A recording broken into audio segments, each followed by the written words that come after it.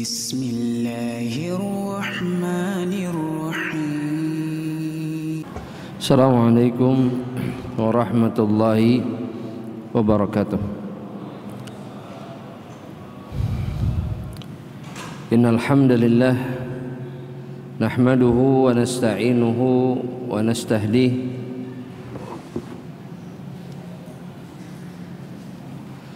wa na'udzu billahi min shururi anfusina wa sayyiati a'malina man yahdihillahu fala mudilla lahu wa man yudlilhu fala hadiya lahu fa asyhadu an la ilaha illallah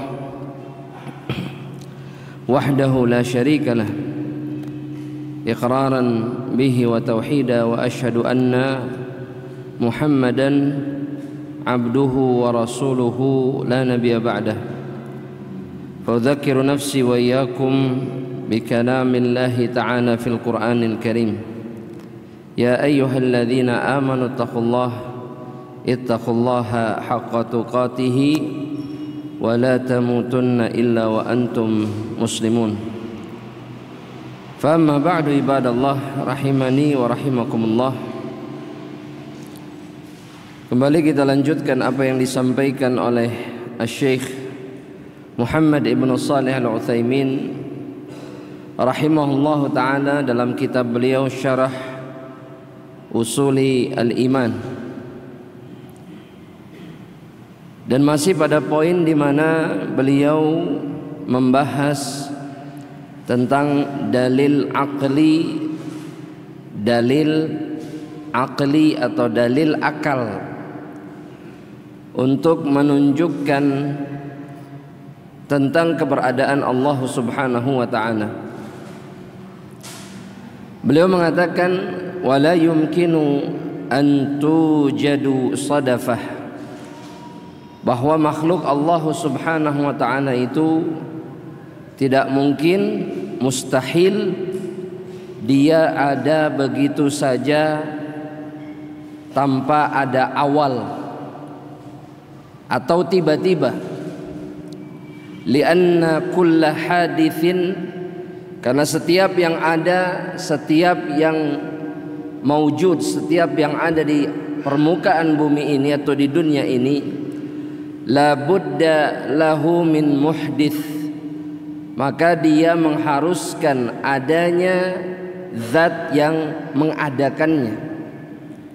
Jadi setiap yang ada, maka ini membuat kemudian kita menetapkan ada yang mengadakannya atau yang menciptakannya. Beliau mengatakan wali anna wujudaha ala hadzal nizam al-badi' wat tanasuqil muta'alif wal irtibat al-multahim bainal asbabi wa musabbabatiha wa bainal kainati ba'daha ma'a ba'din yamna'u man'an batan an yakuna wujuduha sadafah. Karena keberadaan makhluk Allah Subhanahu wa ta'ala itu yang berada di dalam rangkaian keteraturan yang sangat luar biasa, kemudian keterikatan satu sama lain antara satu makhluk dengan makhluk yang lainnya, dan kemudian juga keterikatan hukum sebab akibat yang ada di antara makhluk itu ada dan tidak bisa dinafikan, tidak bisa dibantah. Dan keterkaitan setiap makhluk, baik itu makhluk yang ada di atas permukaan bumi ataupun di langit dan yang lainnya, yang disebut dengan kainat, semua yang ada di alam semesta ini berkaitan satu sama lain, maka perkara-perkara ini membuat kita menolak bahwa segala sesuatu yang ada di alam semesta ini terjadi begitu saja. Laisa ala nidhamin fi asli wujudihi fa kaifa yakunu muntaziman hala baqaihi wa tatawwurihi. Kalau makhluk yang ada ini dia terjadi begitu saja tanpa ada aturan, tanpa ada sebab, lantas bagaimana bisa kemudian dia hidup dalam keteraturan dan kemudian dia terus berkembang, makhluk itu terus berkembang di dalam fase dan proses yang teratur, yang tidak mungkin tertukar? Maka ini mustahil. Maka akal yang sehat tidak mungkin bisa menerima perkara ini, bahwa akal yang diciptakan oleh Allah Subhanahu wa ta'ala yang sehat pasti menolak bahwa segala sesuatu ini terjadi begitu saja. Beliau kemudian mengatakan, wa idza lam yumkin an tujada hadhil makhluqat nafsuha binafsiha wala an tujada sadafah ta'ayyana an yakuna laha mujidun wa huwa Allahu rabbul alamin. Kalau tidak mungkin kemudian makhluk itu menciptakan dirinya ataupun tercipta begitu saja, maka menjadi jelas, kata Syekh, bahwa semua makhluk ini memiliki pencipta, yaitu Allah Subhanahu wa ta'ala Rabbul Alamin. Al-Imam Muhammad Ibnu Amin Asy-Shinqiti rahimahullahu ta'ala mengatakan, ahibati fillah, beliau mengatakan, penulis kitab tafsir Adwa'ul Bayan, beliau seorang mufassir, ulama besar, guru para ulama di kota Madinah. Beliau mengatakan bahwa di dalam keadaan atau di dalam kenyataan bahwa makhluk, hubungan antara makhluk dengan penciptanya, maka akal seseorang itu tidak akan keluar dari tiga perkara. Akal seseorang itu tidak akan keluar dari tiga perkara. Ini beliau sebutkan ketika menjelaskan firman Allah di dalam surat At-Tur ayat yang ke-35. Ini pun nanti akan disebutkan oleh Syekh Muhammad bin Shalih Al-Utsaimin. Dalil dari Al-Quran yang mengajak kita untuk berfikir dan menggunakan akal kita, bahwa pencipta segala sesuatu itu adalah Allah Subhanahu wa ta'ala. yakni ketika Allah Subhanahu wa ta'ala mengatakan am khuliqu min ghairi syai'in am humul khaliqun. Kata Allah Subhanahu wa ta'ala, apakah mereka berpikir, makhluk-makhluk Allah ini berpikir, mereka diciptakan tidak berasal dari sesuatu, terjadi begitu saja, tidak ada awal mulanya, tidak ada awal mulanya. Dan kemudian Allah pun kemudian mengatakan amhumul khaliqun. Apakah kemudian mereka berpikir merekalah yang menciptakan diri mereka sendiri? Maka akal mana yang bisa menerima ini? Bagaimana seseorang bisa menerima bahwa dirinya terjadi begitu saja? Ya, antum terjadi begitu saja? Hah? Terjadi begitu saja? Nabi Adam yang tidak punya ayah dan ibu saja itu diciptakan dari sesuatu dan diciptakan oleh Allah Subhanahu wa ta'ala. Beliau dari tanah, kemudian ditiupkan ruh, Allah mengatakan apa? Kun, jadilah, maka terjadilah. Terciptalah Adam alaihissalam. Nah, kata Asy-Shinqiti rahimahullah ta'ala, beliau mengatakan bahwa akal itu, akal makhluk itu dalam masalah penciptaan tidak akan keluar dari tiga perkara, tiga keadaan. Yang pertama kata beliau, an yakunu khuliqu min ghairi syai'. Ya, dalam masalah penciptaan mereka kemudian memilih bahwa mereka diciptakan bukan dari sesuatu. Dan banyak orang yang berpikir seperti ini, mereka terjadi begitu saja. Banyak jemaah. Ini orang-orang yang tidak beriman kepada Allah Subhanahu wa ta'ala. Yang kedua, kata beliau, an yakunu khalaqu anfusahum. Mereka menciptakan diri mereka sendiri. Ini kemungkinan yang muncul pasti di akal seseorang, pasti kemungkinannya mereka terjadi begitu saja, atau kemudian mereka menciptakan diri mereka, atau yang ketiga, kata beliau, yang ketiga itu adalah huwal haq alladzi la syakka fihi. Ketika seseorang kemudian berpikir, ya, dan inilah yang benar, tidak ada keraguan di dalamnya, bahwasanya Allah lah yang menciptakan mereka dan tidak ada yang lainnya, bahwa mereka diciptakan oleh zat yang menciptakan, yaitu Allah Subhanahu wa ta'ala. Adapun dua kemungkinan tadi, dua keadaan tadi yang disebutkan oleh beliau, fabatilun, kata beliau, maka ini adalah cara berpikir yang batil. Dan Allah Subhanahu wa ta'ala membuat mereka kemudian berpikir dengan firman-Nya yang Allah turunkan dalam surat At-Tur tadi. Ayat keberapa? Ayat keberapa tadi? Barusan disebutkan. Ayat 30, 36, 35. Mana yang benar? 35. At-Tur 35. 35. Sepakat. Nah, apa kata Allah di dalam surat At-Tur ayat 35? Angka dan nama surat itu tidak berfaedah kalau ayatnya tidak dilihat. Gak berfaedah. Makanya para ulama mengatakan, jemaah, mereka yang hafal nama surat dan angkanya itu bukan sesuatu yang luar biasa. Bukan sesuatu yang luar biasa. Yang luar biasa adalah ketika seseorang hafal ayat firman Allah dan kemudian mengamalkannya. Itu yang luar biasa.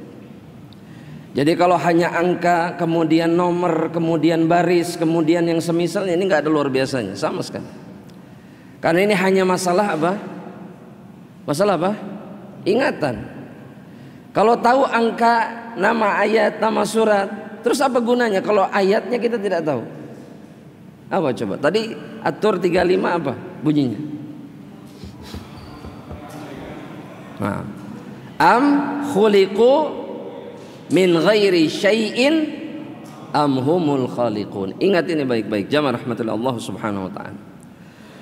Maka dalam ayat ini Allah Subhanahu wa ta'ala sedang mengajak kita berpikir bahwa kita ini tidak mungkin kemudian terjadi begitu saja, atau apalagi yang lebih buruk dari itu, kita menciptakan diri kita sendiri.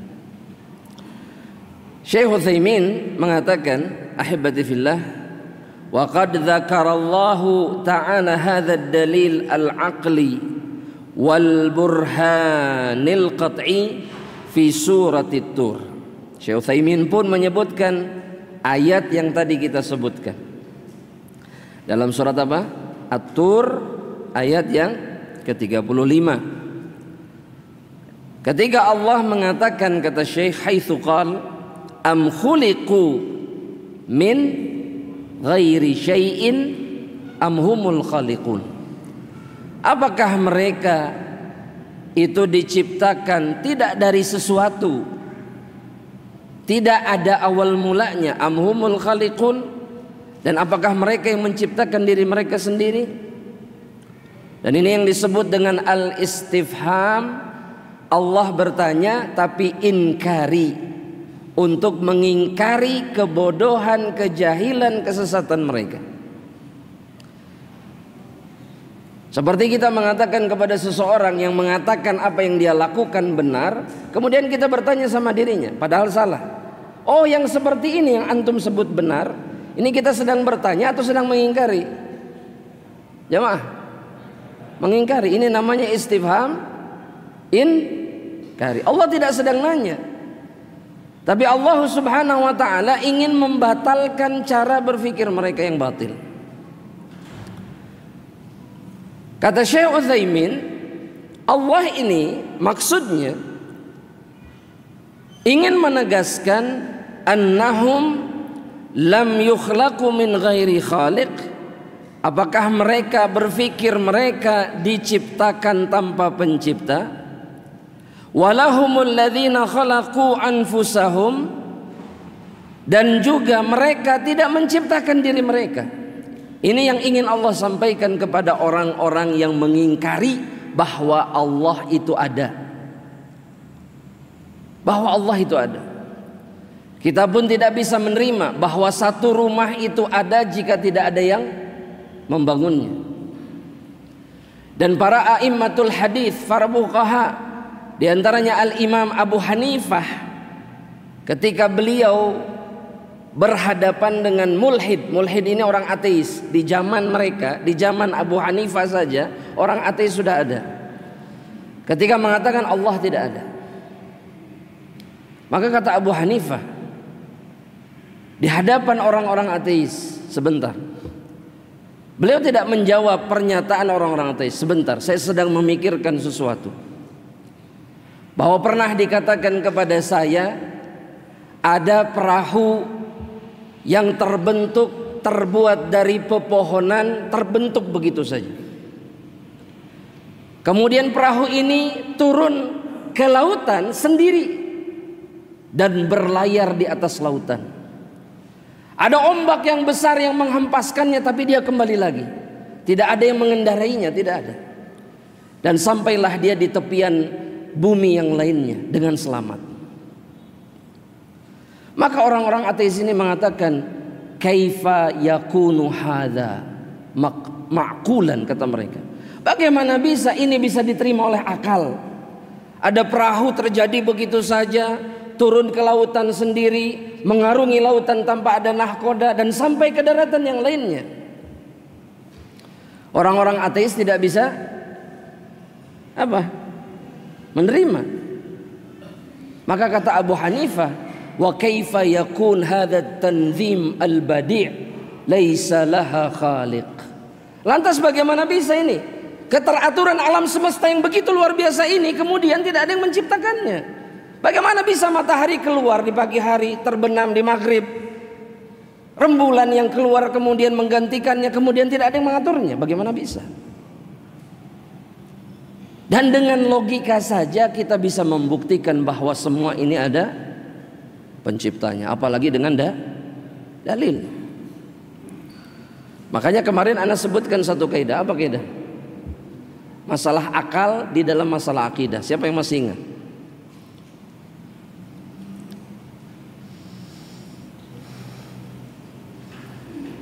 Jamaah, siapa yang masih ingat? Ada kaidah yang Anda sebutkan tentang akal dalam masalah akidah. Apa?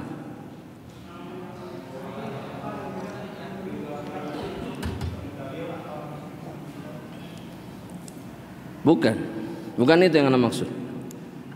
Kata para ulama, al-aqlus sahih, akal yang benar, la yukhalifu an-naqlas sarih, tidak akan menyelisihi dalil yang jelas yang nyata kalau akalnya benar. Kalau akalnya benar. Makanya ketika kita mengatakan Allah itu ada, masuk akal tidak? Jawab dulu, masuk akal? Akal bisa menerima itu? Taib, apa buktinya secara akal Allah itu ada? Sekarang kita praktekkan jemaah. Ayo, antum bilang akal yang benar, akal ini bisa menerima bahwa Allah itu ada. Sekarang buktikan dengan akal bahwa Allah itu ada. Iya, ayo. Dengan melihat penciptaan Allah dan kenyataan bahwa kita ini tidak mungkin terjadi begitu saja dan kita tidak menciptakan diri kita sendiri. Sudah. Katakan sama orang-orang yang kemudian menolak adanya Allah. Kalau antum ketemu, nggak usah cari-cari jemaah, nggak usah cari-cari. Anda mau nyari orang yang nggak percaya Allah itu ada, mana orangnya? Kenapa? Karena kemudian yang menentukan seseorang akalnya ini bermanfaat, sahih dan menerima kebenaran itu adalah Allah. Di akhir semua adalah perkara hidayah. Ya, ini yang penting. Kemudian ahibati fillah, kata Muhammad ibn Shalih Al-Utsaimin rahimahullah taala Syekh, beliau mengatakan, fata'ayyana an yakuna khaliquhum huwallahu tabaraka wa ta'ala. maka menjadi jelaslah, kata beliau, bahwa yang menciptakan mereka adalah Allah. Walihada, oleh karena ini, lamma sami'a Jubair ibnu Mut'im, ketika Jubair ibnu Mut'im, seorang sahabat Nabi Muhammad sallallahu alaihi wasallam, pada saat itu beliau masih kafir, beliau masih musyrik, mendengar Nabi Muhammad sallallahu alaihi wasallam membaca surat Tur. Membaca apa? Surat Tur. Rasul sampai kepada 3 ayat yang membuat Jubair kemudian mendapatkan hidayah dan masuk Islam. Mulai dari ayat yang ke-35, kemudian 36, kemudian 37. Beliau radhiyallahu taala anhu, ya, ketika itu masih musyrik, maka kata beliau, aku mendengar Rasulullah SAW membaca, am khuliqu min ghairi syai'in am humul khaliqun. Ini ayat yang sudah kita sebutkan tadi. Di ayat berikutnya Allah mengatakan, am khalaqus samawati wal ard. Apa mereka juga yang menciptakan langit dan bumi? Bal la yuqinun, akan tetapi mereka tidak memiliki keyakinan. Ya. Am indahum khazainu rabbika am humul musaitirun. Dan apakah juga mereka memiliki perbendaharaan nikmat, kebaikan di sisi Rabbnya? Apakah mereka yang menguasainya? Apakah Allah yang menguasainya? Allah. Am humul musaitirun, apakah mereka yang menguasainya? Seluruh kenikmatan yang ada di alam semesta ini? Ini pun tidak. Maka kata Jubair, pada saat aku mendengar Rasul membaca ayat-ayat ini, kada qalbi an yatira, maka hatiku seperti akan terbang dan meninggalkan tubuhku.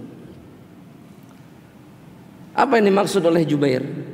Bahwa logika-logika yang disebutkan dalam ayat-ayat ini membuat Jubair sadar bahwa tidak mungkin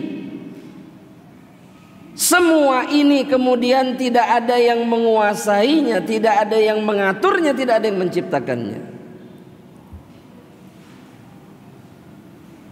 Dan kemudian kata beliau, zalika awwalu ma waqaral iman fi qalbi, dan itulah detik pertama, momen pertama iman masuk dan kemudian menetap di dalam hatiku.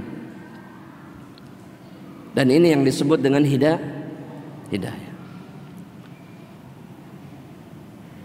Oleh karenanya, ahibati fillah, Allah subhanahu wa ta'ala mengatakan dalam banyak ayat di dalam Al-Quran bahwa din ini, agama ini, itu liqaumi ya'qilun, liqaumi yatafakkarun, liulil albab, liulil absar.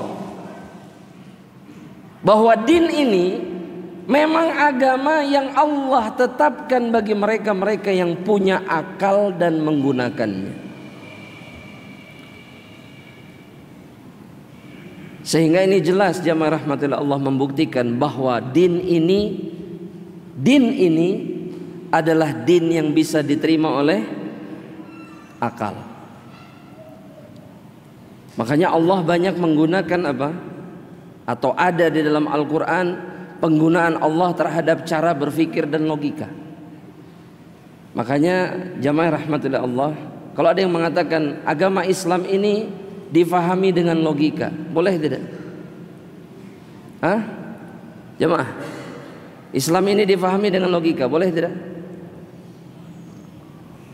Jamaah, ya jamaah, ini sederhana jamaah pertanyaan. Boleh difahami dengan logika? Hah? Ini belum sepakat jamaah. Boleh? Boleh. Tapi ada batasannya? Apa batasannya? Maka ahsan. Jika bertentangan dengan dalil, maka akal berhenti sampai di situ. Tapi kemudian seseorang mencoba memahami agama ini dengan akal. Memang agama ini Allah tetapkan bagi yang menggunakan akalnya, bagi mereka yang berfikir, bagi mereka yang kemudian ya'qilun, kata Allah Subhanahu wa taala. Tapi akal yang benar adalah berhenti ketika akalnya tidak sesuai dengan. Dan kata Syekhul Islam Ibnu Taimiyah, akal itu sebenarnya tidak akan pernah bertentangan dengan dalil. Yang salah siapa? Manusianya. Ya, jadi akal sebenarnya tidak pernah bertentangan kalau digunakan dengan benar. Kemudian ahibati fillah, kita lanjutkan. Walinadriba mithalan aw mathalan yuwaddihu dzalik. Kata Syekh Muhammad bin Shalih Al-Utsaimin, kita berikan contoh ya, bahwa akal kita ini tidak bisa menerima bahwa segala sesuatu ini terjadi begitu saja. Kata beliau, fa innahu law haddatsaka syakhsun an qasrin musyayyad. Jika ada seseorang yang bercerita kepadamu tentang satu istana yang megah yang dikelilingi oleh benteng atau dikelilingi oleh kebun-kebun, kata beliau, ahatat bihil hadaiq wajarat bainahal anhar, dan kemudian di kebun-kebun ini mengalir sungai-sungai, wa muli'a bil furushi wal asirrah, kemudian istana ini dipenuhi dengan kasur, dengan apa? Kasur dengan ranjang, tempat untuk beristirahat. Wa zuyyina bi anwa'iz zinah min muqawwimatihi wa mukammilatihi, dan kemudian dihiasi oleh hiasan-hiasan yang luar biasa. Kemudian dia berkata, inna hadzal qasra wa ma fihi min kamalin qad awjada nafsah. Istana ini dengan semua keindahannya itu menciptakan dirinya sendiri. Dia muncul begitu saja. Tring saja jadi apa? Jadi istana. Tring jadi.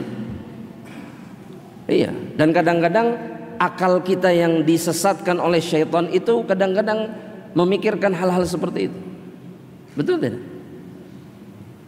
Ya, seakan segala sesuatu itu dalam harapan tring gitu aja, tring. Ini kebanyakan nonton film jin.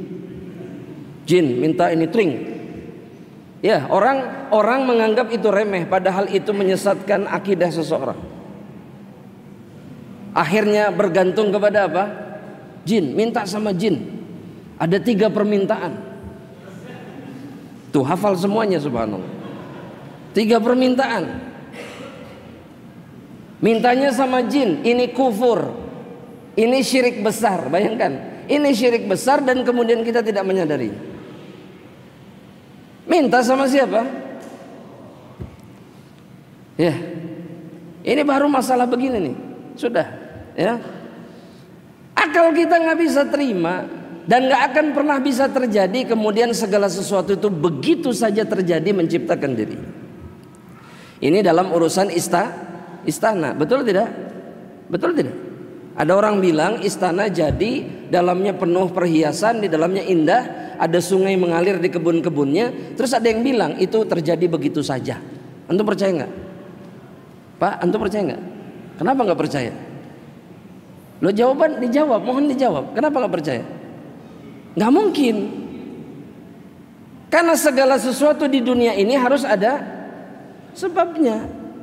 Iya. Dan kita dan seluruh makhluk yang tidak mungkin kita ciptakan sendiri, itu penciptanya adalah Allah Subhanahu wa ta'ala. Ya. Kata Syekh begini, la badarta ila inkari dzalika wa takdzibihi, maka pastinya kata Syekh engkau akan bersegera untuk mengingkarinya dan mendustakannya. Wa addatta hadithahu safahan minal qaul, Dan engkau menganggap ucapannya itu di antara perkataan orang yang pandir, orang yang bodoh. Gak mungkin. Kita akan menghukumi orang yang mengatakannya dengan apa? Dengan safahah. Safahah itu kedunguan, kebodohan. Gak mungkin ini terjadi. Safahah namanya. Ya. Dan orang-orang yang akalnya tidak sempurna ini disebutnya safih di dalam bahasa Arab. Safih. Apa? Safih. Dan kita tidak boleh menyerahkan urusan kepada orang safih, memberikan amanat kepada orang safih, menyerahkan akad jual beli kepada orang safih, nggak boleh dalam Islam. Yang akalnya nggak sempurna, nggak boleh. Harus sempurna akal. Dan yang mengatakan bahwa semua ini terjadi begitu saja, itu tanda apa? Tidak punya akal atau kurang akalnya. Dan kemudian kata Syekh, ahibati fillah, kata Syekh, afa yajuzu ba'da dhalika an yakuna hadzal kaun al-wasi' bi ardihi wa sama'ihi wa aflakihi wa ahwalihi wa nizamihi al-badi' al-bahir qad awjada nafsah. Kalau begitu kemudian apakah boleh kita meyakini kemudian bahwa alam semesta yang luas ini, yang di dalamnya ada bumi, ada langit, ada falak, garis edar bintang-bintang, wa ahwalihi wa nizamihil badi al-bahir, dan kemudian keadaan alam semesta ini yang sempurna, yang tidak ada sedikit pun kesalahan di dalamnya, itu menciptakan dirinya sendiri. Apakah kita bisa menerima itu? Apakah kemudian kita boleh mengatakan hal seperti itu? Ini kata Syekh.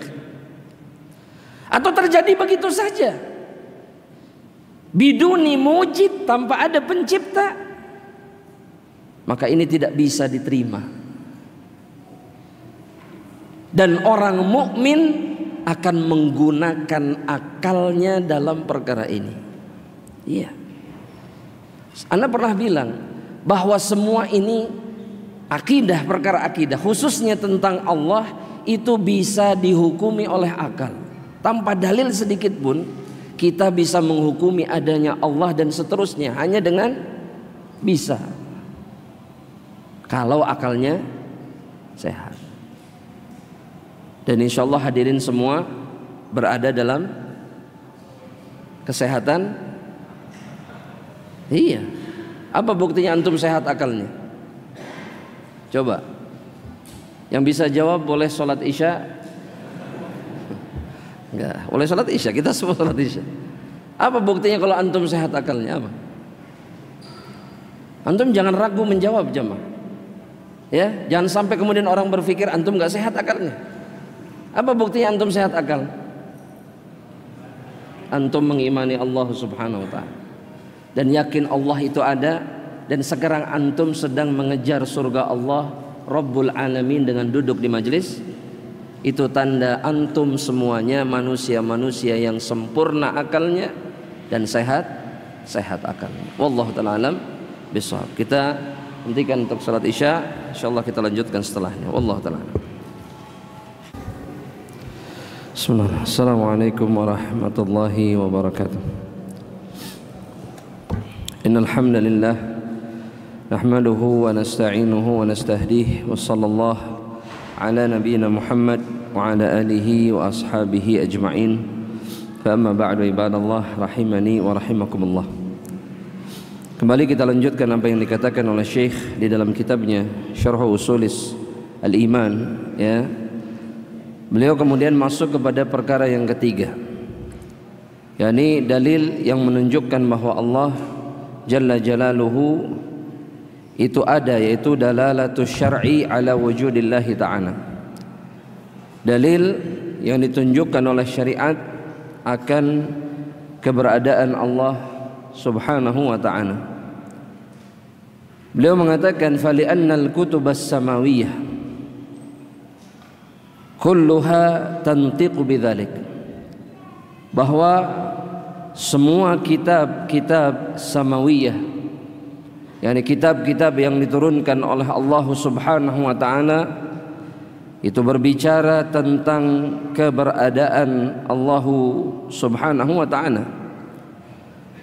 Wa ma ja'at bihi minal ahkamil mutadamminah limasalihil khalqi dalilun ala annaha min rabbin hakimin alim.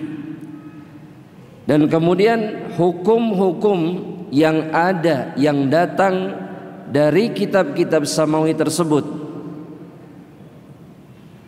yang mengandung kemaslahatan makhluk, di mana hukum-hukum tersebut termaktub di dalam kitab-kitab samawiyah, dan kemudian hukum-hukum tersebut mendatangkan masalih, mendatangkan kemaslahatan demi kemaslahatan bagi makhluk, maka itu menjadi bukti atau dalil bahwasanya kitab-kitab tersebut datang dari Rabb Hakim, dari Rabb yang hukumnya sempurna, dan kemudian alim dan maha tahu bimasalihi khalqihi, maha tahu akan kemaslahatan bagi makhluk-makhluknya.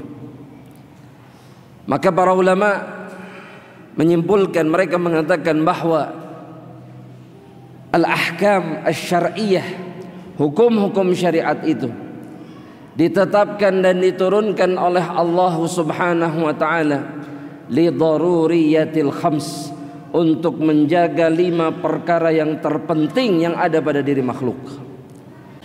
Yang pertama apa?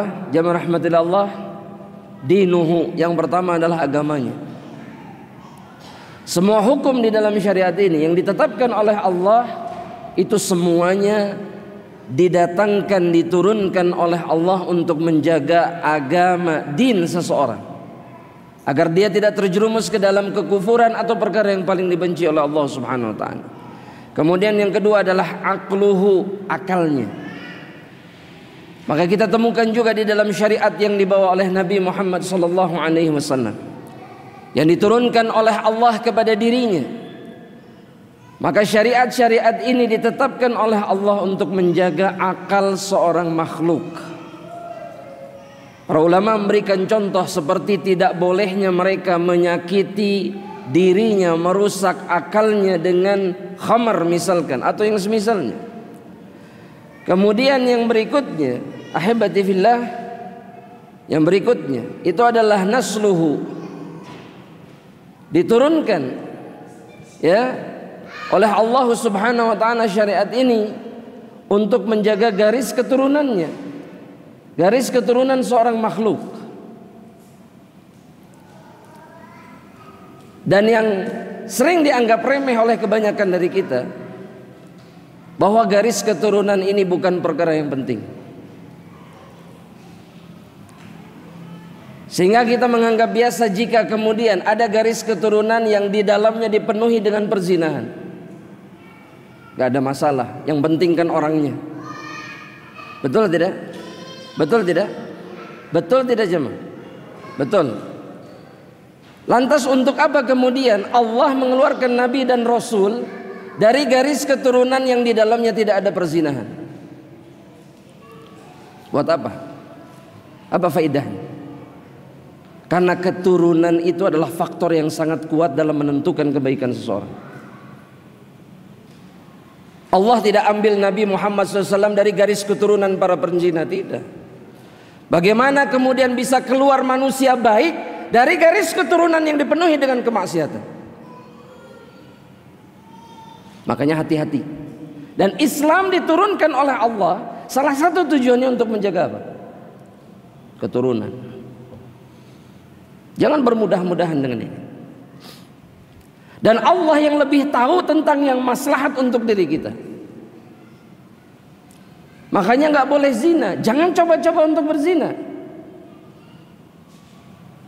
Engkau hanya akan merusak kebaikan di dalam garis keturunan. Itu yang keberapa? Yang ketiga. Yang keempat kemudian adalah maluhu. Yang keempat adalah hartanya. Hukum yang diturunkan oleh Allah Subhanahu wa taala. Zat yang maha tahu tentang kemaslahatan makhluk, diantaranya adalah untuk menjaga harta mereka. Maka Allah mengharamkan seseorang mengambil harta orang lain, merampas hak orang lain dengan cara yang zalim, menipu orang lain, mengkhianati orang lain. Semuanya untuk menjaga harta seseorang.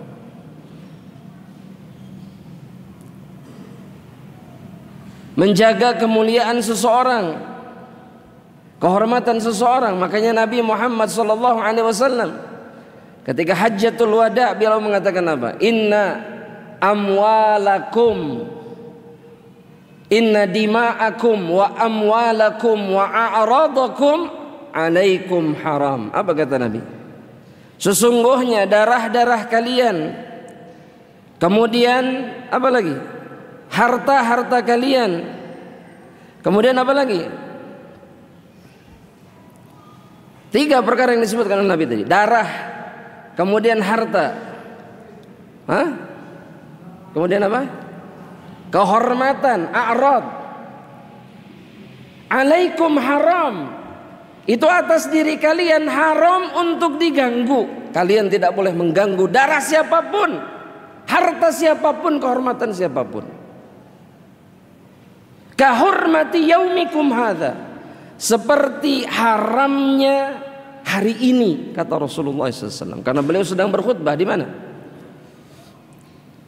Di haji terakhir beliau khutbah di mana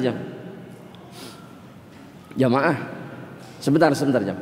Nabi pernah haji tidak? Berapa kali? 1 kali. Di tahun berapa? Ayo jawab jamaah.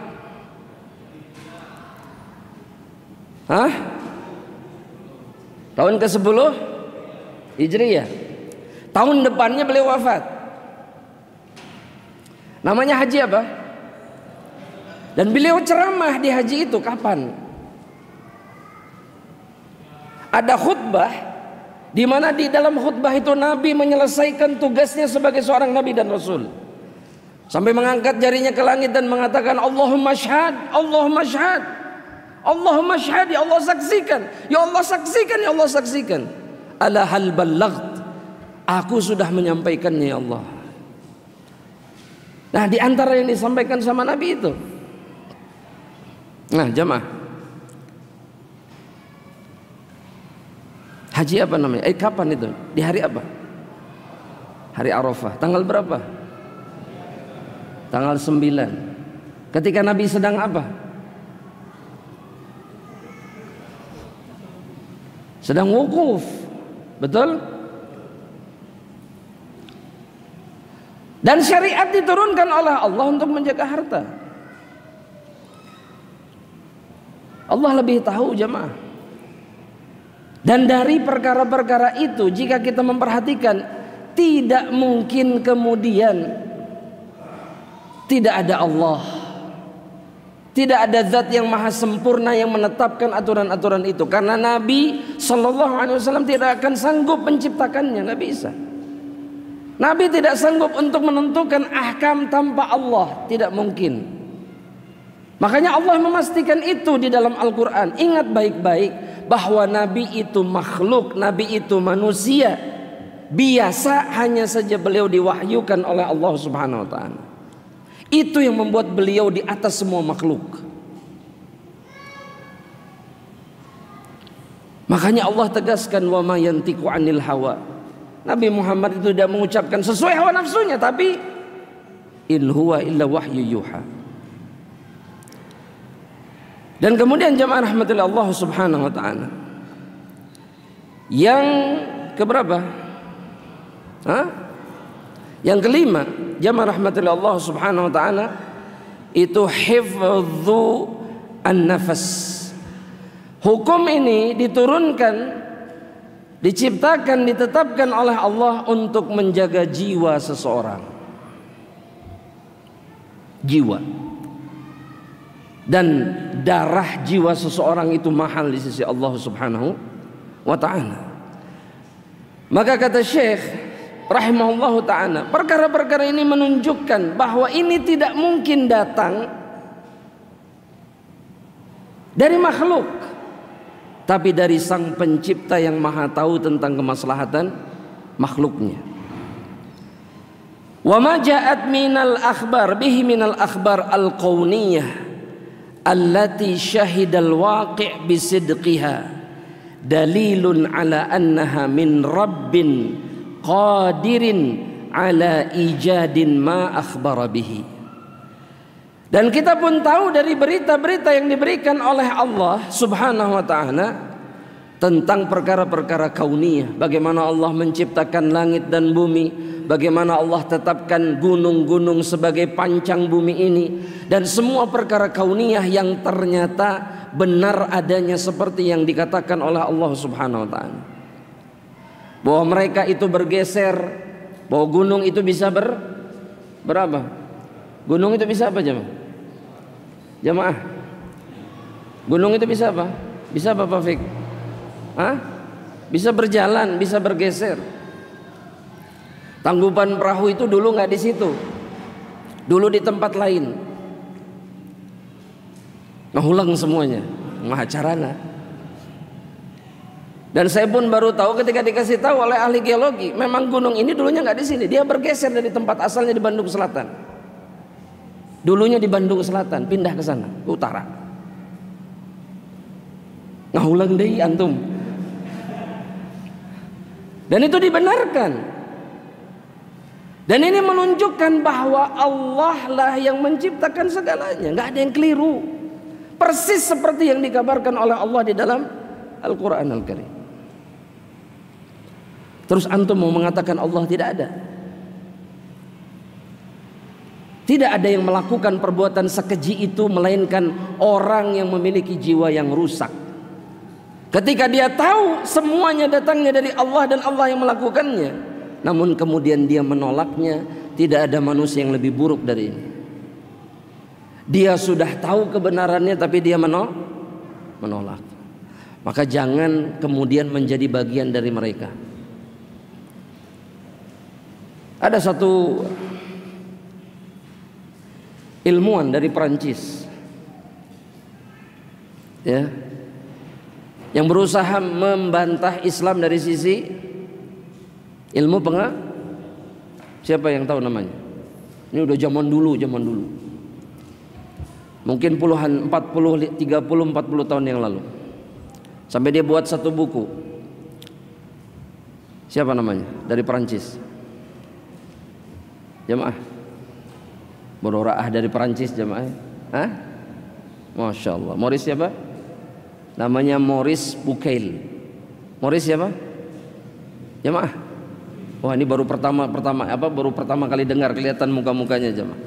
Maurice Bucaille. Maurice Bucaille ini ilmuwan dari Perancis, dan dia bersumpah di hadapan para ilmuwan bahwa saya akan membuktikan Islam itu bohong. Bagaimana caranya?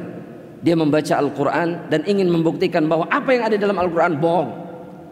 Namun sebaliknya, dia menemukan bahwa seluruh apa yang di dalam Al-Quran benar dari sisi ilmu pengetahuan. Gak ada yang salah. Makanya dia masuk Islam. Kalaulah orang kafir saja kemudian percaya bahwa Allah itu ada, lantas kenapa kemudian ada orang-orang yang mengaku Islam tapi kemudian menolak keberadaan Allah dan ragu bahwa Allah itu ada? Coba pakai akalnya. Pakai akal. Ya. Makanya ya Allah ya Karim ya Rahman ya Rahim, Al-Quran itu adalah bukti nyata, burhanun mubin, bukti yang nyata kata Allah Subhanahu wa ta'ala, dan dia adalah hujjah nanti di hadapan Allah bahwa Allah itu ada dan maha mampu melakukan segalanya. Wallahu ta'ala alam. Jamaah rahmatillah, ini yang bisa saya sampaikan di perjumpaan malam hari ini. Sisa waktunya silahkan, jika ada pertanyaan maka anda persilahkan. Fadhal. Fadhal. Yang keras suaranya. Antum berdiri yang keras suaranya. Assalamualaikum warahmatullahi wabarakatuh.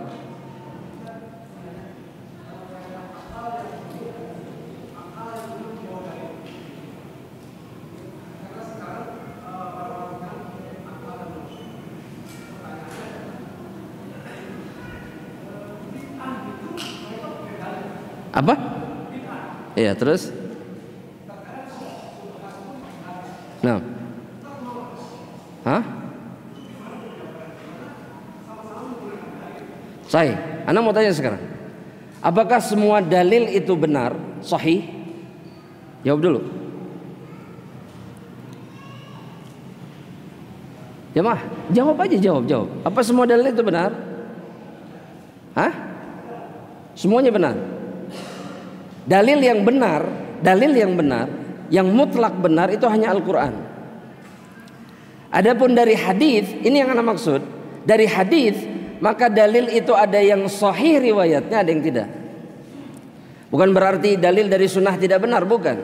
Tapi kemudian ada yang sahih, ada yang tidak. Pertanyaannya sekarang, ketika seseorang menggunakan dalil tapi dalilnya tidak benar, akal yang benar akan bersikap seperti apa? Jawab. Sudah, sampai di situ. Kalau dia berjumpa dengan dalil yang ternyata dipastikan tidak benar, maka akalnya yang benar akan menolak perkara tersebut. Bukan begini, kan masing-masing punya dalil. Cara berpikirnya tidak seperti itu. Kalau masing-masing bawa dalil, maka gunakan akal untuk menentukan mana dalil yang benar. Oh, ternyata Ustadz dalilnya dua-duanya benar. Bingung kan? Bingung tidak? Maka oleh karena itu Allah kemudian menetapkan bahwa untuk menentukan kebenaran itu kemudian bukan dengan akal semata, tapi dengan apa yang ditetapkan oleh Allah dari manhaj beragama. Bagaimana cara kita beragama? Kitabullah, kemudian apa? Sunnah Nabi, kemudian apa? Pemahaman salafus salih. Itulah sumber cara kita menentukan kebenaran. Makanya Anda bilang tadi bahwa dalil akal itu berhenti pada titik di mana dia sudah tidak bisa menentukan. Maka sisanya ditentukan oleh apa? Oleh Allah. Nah, di saat itu kita harus tunduk. Nah, sekarang jamaah rahmatullahi Allah, Anda mau tanya, jangankan yang antum bilang tadi bahwa mengatakan mereka pun melakukannya dengan dalil. Iblis yang kufur sama Allah dan menentang Allah pakai dalil. Pakai dalil nggak? Jemaah, kenapa iblis nggak mau sujud? Jawab jemaah. Kenapa iblis nggak mau sujud? Oh, dia punya hujah. Apa hujahnya? Ana khairun minhu. Saya lebih baik dari dia, ya Allah. Tapi dalil itu bisa diterima tidak? Nggak bisa. Karena yang dia bantah adalah perintah Allah. Akalnya dia gunakan untuk membantah Allah. Di saat ini dia salah. Paham ya? Makanya perhatikan ini jemaah. Kata para ulama, makhluk Allah yang pertama kali menggunakan kias, logika untuk menentukan sesuatu itu iblis. Tapi sayangnya kemudian banyak orang yang mengikuti jejak iblis, mengedepankan akalnya di atas. Jangan. Jelas sampai di sini? Jadi nggak semua perkara yang katanya ada dalil itu kemudian bisa diterima. Tentukan dulu, pastikan dulu dalilnya sahih atau tidak. Ternyata kalau misalkan begini, oh dua-duanya sahih dan dua-duanya diamalkan, maka tinggal pilih mau melakukan yang mana. Apa susahnya sih? Anda kasih contoh ya, Anda kasih contoh yang sederhana. Antara yang begini, apa ini yang begini? Ketika tahiyat sama yang begini-begini, pilih yang mana? Jamaah, jawab jamaah. Astagfirullah, Anda bingung kadang-kadang. Oh, yang mana aja boleh, terserah, nggak apa-apa. Tapi kemudian ketika ada yang memilih, misalkan saya yang begini atau yang begini, dua-duanya punya dalil. Dan para ulama itu tidak seperti kita sikapnya. Mereka itu wasi, luas, lapang. Yang sana bilang begini, ini yang lebih rojih. Yang sana mengatakan begini juga boleh, ada dalilnya, ada hadisnya. Mereka biasa aja, kita yang ribut mah. Pasea itu mah utek-utekan. Lu bener mah kieu. Allah quwata illa billah. Mau sampai kapan kayak begitu cara beragamanya? Dan belajarlah untuk melapangkan hati ketika menerima perbedaan yang muktabar, yang dibenarkan di dalam Islam. Memang ada khilafnya dan dikerjakan dua-duanya. Selesai kan masalahnya? Itu ketika apa? Ketika kita berpegang kepada cara beragamanya Rasul dan para sahabat. Nah, di situ akal harus memadamkan cahayanya. Sudah, berhenti sampai situ. Ya, nggak usah dipaksakan. Karena mereka para sahabat yang cemerlang, yang cerdas-cerdas itu menahan akal mereka di hadapan kebenaran Al-Quran dan Sunnah. Sudah. Antum harus tahu jemaah, ini contoh kecemerlangan sahabat. Zaid ibnu Thabit atau seorang sahabat yang lainnya itu belajar bahasa Ibrani cuma 3 hari, menguasai semuanya. Sok di antara antum yang bisa melakukannya siapa sekarang? Itu tanda apa? Ininya encer, cerdas luar biasa. Tapi ketika berhadapan sama dalil berhenti. Coba kalau kita kayak Zaid bin Thabit, sudah jadi apa nggak tahu. Menilai syariat begini, menghukumi syariat begini, dalil begitu, pasti begitu, pasti. Tapi tidak dengan mereka. Itu yang harus dicontoh. Karena akal ini makhluk Allah, dia ada batasnya. Jangan paksakan kalau sudah berhadapan dengan al-haq, yaitu Al-Quran dan sunnah yang sahih. Wallahu ta'ala alam. Jelas mudah-mudahan insyaallah ya. Taib, yang berikutnya jemaah. Kalau ada yang bertanya, fadhal. Fadhal ya. Waalaikumsalam warahmatullahi wabarakatuh. Yang keras suara. Menjaga jiwa. Nah.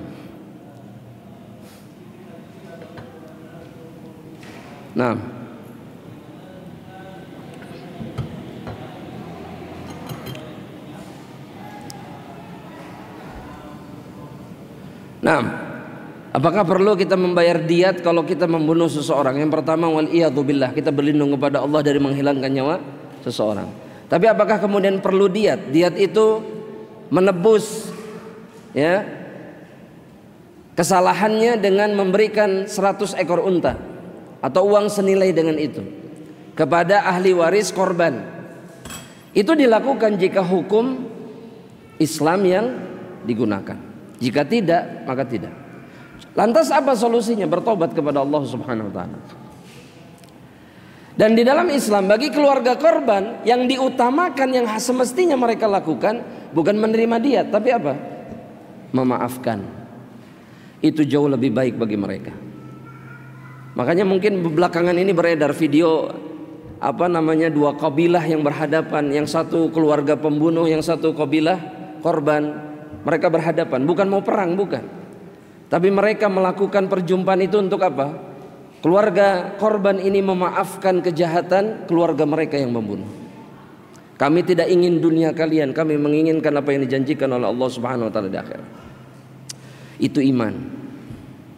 Itu iman. Mereka bisa memaafkan kesalahan yang sangat berat dan menyakitkan bagi mereka. Demi apa? Demi apa yang dijanjikan sama Allah Subhanahu wa taala. Itu iman. Dunia ini bukan masalah materi terus, hidup kita ini materi-materi. Kalau kita dapat diat 100 ekor unta, masya Allah duit besar ini, warisan bagi-bagi. Lah demi Allah, buat ahlul iman yang di sisi Allah lebih baik, bukan dunia yang ada di hadapan matanya. Jelas ya, insya Allah. Baik, barakallahu fikum. Pertanyaan yang lainnya, 1, 2, 3, terakhir sudah selesai. Wallah.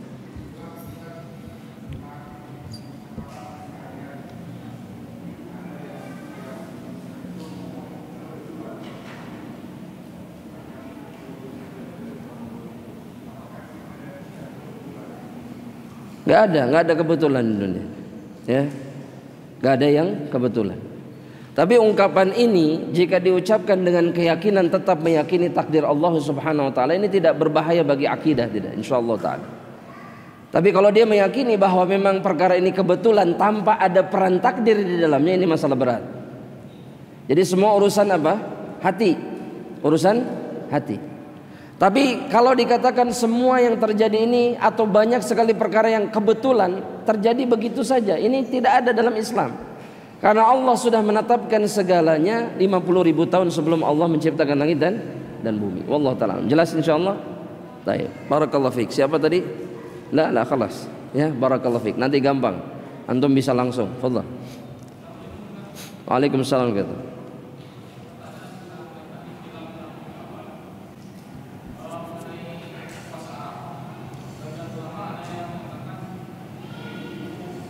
Ya, ana yakin ini mungkin sudah dibahas sama Ustaz Abu Ubaidah. Sudah belum? Yang hadir kemarin dibahas nggak? Dibahas tidak? Dibahas. Apa kata beliau? Ikut pemerintah. Itu juga jawaban ana. Titik. Khalas. Ya Allah. Ya, sama. Jadi begini jamaah, ana tambahkan. Dulu nggak ada yang meributkan ini. Ketika nggak ada televisi, nggak ada internet, nggak ada yang meributkan ini. Dalam fakta dan kenyataan bahwa di masa lampau pasti terjadi perselisihan dalam masalah hari, pasti. Nggak mungkin sedunia sama harinya. Lantas gimana? Yang harinya tidak sama dengan Arafah di mana? Di Mekah. Gimana dong? Puasa tidak mereka? Jamaah, puasa tidak? Puasa. Dan itu menunjukkan apa? Bahwa semua itu tergantung dengan penanggalan. Adapun kemudian ada yang menyatakan karena sekarang kita tahu wukufnya kapan, ya ikut wukuf di Arafah. Itu pendapat, silahkan. Yang penting ada dalilnya. Tapi yang kuat dalam masalah ini, sebagaimana yang dikatakan sama Nabi, semua itu tergantung pemerintah. Mau puasa, mau buka, mau lebaran, mau apapun, yang menetapkan siapa? Pemerintah. Bahkan perhatikan ya, bahkan kalau ada orang yang menyaksikan hilal, dia melaporkan ke pemerintah tapi ditolak, maka kewajiban dia adalah mengikuti. Faham? Begitulah kita diajari dalam agama ini. Tapi kalau salah gimana Ustadz? Antum ngapain ngurusin kesalahan pemerintah?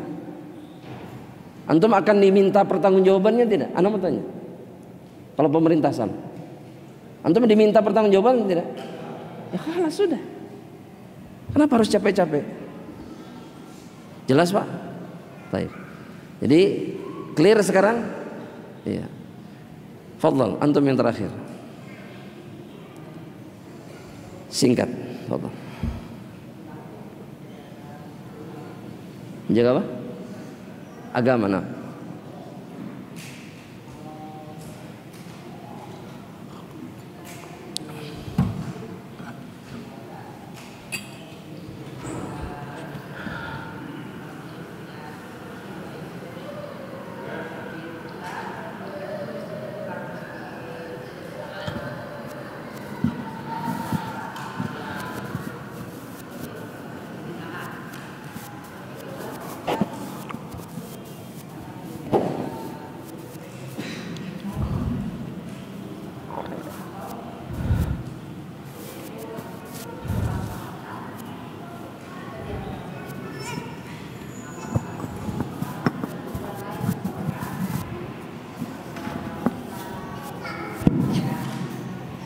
Inti pertanyaannya apa?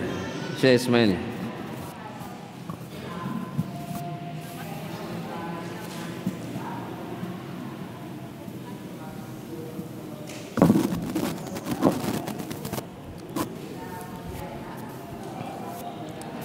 Nah, begini ya, Mak. Pertanyaannya adalah ketika kita menghadapi penyelisihan syariat yang terjadi di tengah-tengah lingkungan atau masyarakat kita. Nah, apakah kemudian kita ini mendiamkan mereka atau kemudian mengingkarinya? Jawabannya mengingkarinya meskipun dengan hati. Jika mengingkari dengan tangan tidak bisa, mengingkari dengan lisan tidak bisa. Jadi intinya apa? Mengingkari, bukan membiarkan, tapi mengingkari. Nah, ketika kemampuannya lebih dari hanya sekedar mengingkari dengan hati, maka lakukan. Karena di dalam masalah nasihat itu, kata para ulama, yang perlu diingat oleh setiap mukmin adalah ketika nasihatnya mendatangkan maslahat maka lakukan. Tapi kemudian jika nasihatnya mendatangkan kemadaratan, tahan, bukan hilangkan, tahan sampai kemudian datang kemaslahatan. Dengan keadaan apa? Hati ini tetap mengingkari, tapi kita pun harus sadar kalau hanya mengingkari dengan hati apa? Ad'aful iman. Itu adalah iman yang lemah. Makanya begini, perhatikan.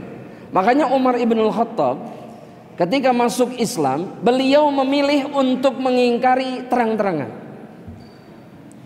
Dan itu menunjukkan apa? Kekuatan imannya. Tapi kalau memang kita nggak sanggup seperti Umar, kita masih diberikan keringanan sama Allah. Apa? Paling tidak ingkari dengan hati, karena Allah faham tentang makhluknya. Betul tidak? Coba bayangkan kalau Allah menuntut kita hanya melakukan satu perkara, melihat kemungkaran, ingkari dengan tanganmu, maka akan terjadi kerusakan yang sangat besar. Betul tidak? Karena Allah tahu tidak semua orang sanggup seperti Umar. Kalau Umar itu ketika masuk Islam, yang nggak terima dengan keislaman saya, silahkan saya tunggu di balik gunung ini, bukit ini. Untuk apa? Untuk berkelahi. Ayo. Kalau nggak terima, itu Umar. Dan terjadi, beliau berkelahi dari pagi sampai sore.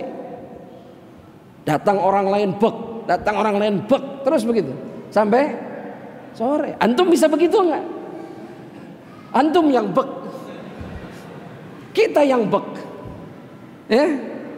Kalau nggak sanggup, Allah masih memberikan kemudahan. Ingkari dengan hati, dengan tetap berjuang untuk bisa mengingkari dengan lisan, dan lebih dari itu dengan tangan.